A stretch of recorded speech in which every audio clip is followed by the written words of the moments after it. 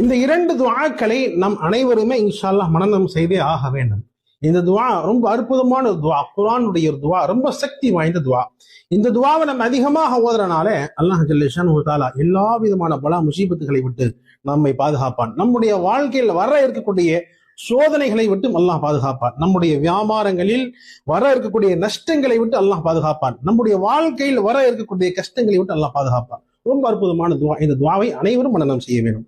ஓதுறதுக்கு ரொம்ப லேசான துஆ தான். முதலாவது துஆ, லா இலாஹ இல்லா அன்த சுப்ஹானக இன்னி குன்து மினல் ஸாலிமீன். இரண்டாவது துஆ, ஹஸ்புனல்லாஹு வ நிஅமல் வகீல். அவ்வளவுதான்.